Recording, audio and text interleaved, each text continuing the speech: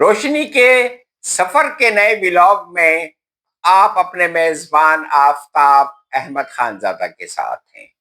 سب سے پہلے میری آپ سے درخواست ہے کہ میرے اس چینل کو سبسکرائب کریں اور ویڈیو پسند آئے تو شیئر ضرور کریں۔ سکندر اعظم جب نوجوان تھا اور عظیم فلسفی ارسطو سے تعلیم حاصل کر رہا تھا تو ارسطو اپنے شاگردوں سے اکثر کہا کرتا، مجھ سے سوال کیا کرو۔ سوال سوچنا علم کی پہلی سیڑھی ہے، مگر حیرت کی بات یہ تھی کہ جب شاگرد ارسطو سے سوال کرتے تو ارسطو کبھی بھی مکمل جواب نہیں دیتا یا بات کو کسی اور طرف موڑ دیتا۔ ارسطو کا یہ رویہ سکندر کو بہت کھٹکتا تھا، حتیٰ کہ ایک رات اس نے اپنا ضبط کھو دیا اور وہ ارسطو کے پاس جا پہنچا جو مطالعے میں مصروف تھا، اور بلند آواز میں ارسطو سے کہا، یہ کیسا طریقہ ہے؟ آپ سوال کرنے کا کہتے ہیں لیکن جواب دینے سے کتراتے ہیں۔ ارسطو نے نہایت بردباری سے جواب دیا، میرا مقصد تمہیں معلومات دینا نہیں بلکہ سوچنے پر مجبور کرنا ہے۔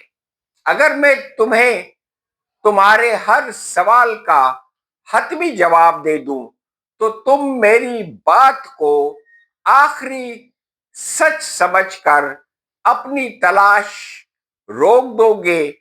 میرے جواب تمہارے تجسس کا دروازہ کھولنے کے لیے ہیں، بند کرنے کے لیے نہیں۔ سالوں بیت چکے ہیں، ہمارے اندر بھی ایسے سوالات ہیں جو ہمارے ذہن اور دل کو سالوں سے تنگ کرتے آ رہے ہیں کہ یہ بے اختیاری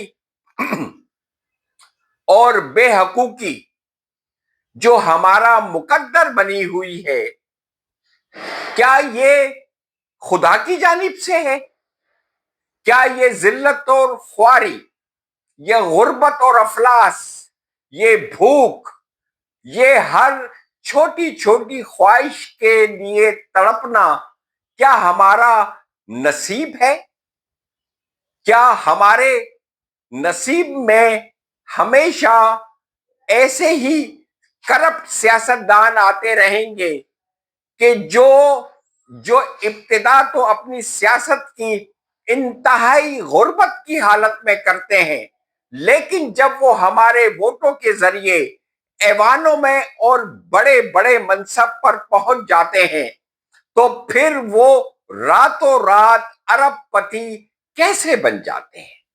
آپ کچھ نہ کریں، آپ اس سوال کو اپنے آپ سے کریں اور پاکستان کے تمام سیاستدانوں کا شجرہ نسب نکال لیں اور ان کے والد، دادا اور پردادا تک پہنچ جائیں گے تو آپ حیرت سے جو ہے اپنی انگلی دانتوں میں دبانے پر مجبور ہو جائیں گے کہ یہ سب کے سب انتہائی غریب اور مفلس تھے۔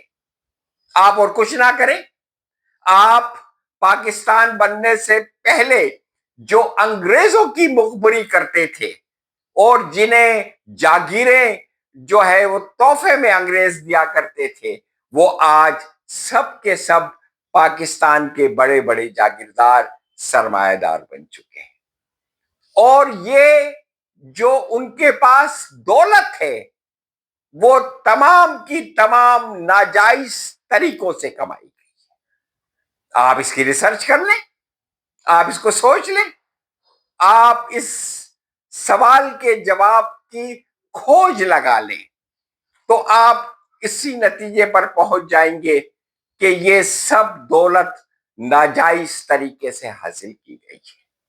ایک اور سوال ہمیں بار بار تنگ کرتا ہے کہ آخر ہم ووٹ کسی اور کو دیتے ہیں اور ہمارا حکمران کوئی اور بنتا ہے، اور مزے کی بات یہ ہے کہ جب وہ حکمران ہمارا بن جاتا ہے تو سب سے پہلے وہ یہ کام کرتا ہے کہ وہ ہم سے اپنا ہر قسم کا تعلق اور رشتہ ختم کر دیتا ہے۔ وہ پھر ہمارے پاس لوٹ کر 5 سال یا 2 سال یا 3 سال نہیں آتا، اور جب آتا ہے تو پھر معافیاں مانگتا ہے کہ مجھے معاف کر دو۔ ہم اتنے معصوم ثابت ہوئے ہیں کہ ہم پھر انہیں معاف کر دیتے ہیں، اور وہ پھر جب ہمارے ووٹ سے کے ذریعے سے کسی عہدے یا منصب پر جا کر بیٹھتا ہے تو وہ پھر یہی حرکت کرتا ہے، وہ پہلا کام پھر یہی کرتا ہے کہ وہ سب سے پہلے ہمارے سے تعلق ختم کر دیتا ہے، اور پھر 5 یا 2 یا 3 سال بعد پھر آتا ہے۔ یہ سائیکل مسلسل اسی طریقے سے چل رہا ہے۔ ایک اور سوال ہمیں بہت تنگ کرتا ہے کہ یہ جو اچھی اچھی نوکریاں ہیں، یہ تعلیم آخر طبقاتی کیوں ہے؟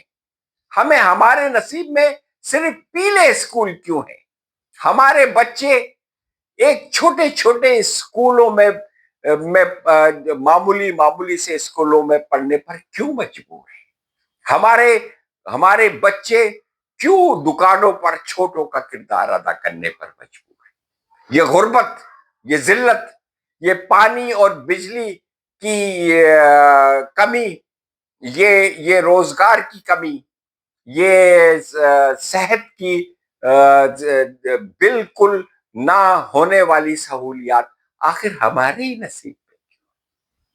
دنیا بھر کے تمام ریاستوں کے مالک وہاں کے عوام ہیں جو خوش ہیں اور جو با اختیار بھی ہیں اور با حقوق بھی ہیں۔ یہ ملک ہمارا ہے۔ یہ کیسی ریاست ہے کہ جس میں مالک ہم ہیں اور سب سے زیادہ بے اختیار اور بے حقوق ہم ہی ہیں۔ ہماری حالت تو کرایہ دار ہونے سے بھی بری ہے۔ ہمیں ایک سوال اور بہت زیادہ تنگ کرتا ہے کہ آخر یہ ہمارے ملک میں خواتین اور اقلیتوں کے ساتھ انتہائی بدترین سلوک کیوں ہوتا ہے؟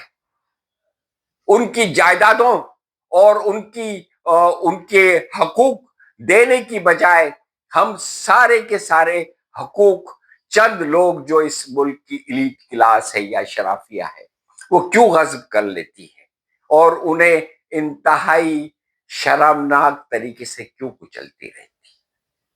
ایک اور سوال جو سالوں سے ہمیں تنگ کر رہا ہے کہ آخر ہمارے ملک میں جمہوریت کیوں نہیں پنپ پا رہی ہے؟ کیوں کرپٹ سیاستدان، انتہائی بے شرم سیاستدان ہمارے نصیب ہی میں کیوں آتے ہیں؟ یہ سارے کے سارے کرپٹ، لوٹ مار کے شوقین، دولت اور جائیدادوں کی ہوس میں مبتلا یہ سیاستدان ہمارے ہی نصیب میں کیوں آتے ہیں؟ یہ وہ سوالات ہیں یا اور بھی کچھ سوالات ہیں جن کے جواب اب ہمیں تلاش کر لینے کی چاہیے، اس لیے کہ جب ہم ان سوالوں کے جواب تلاش کریں گے تو پھر ہم اس سچ کو اپنے سامنے پائیں گے۔ جب ہم اب سچ کو سامنے پائیں گے تو ہمیں سکون ملے گا اور ہمیں اپنی سمت درست کرنے کا صحیح موقع ملے گا۔ خدا حافظ۔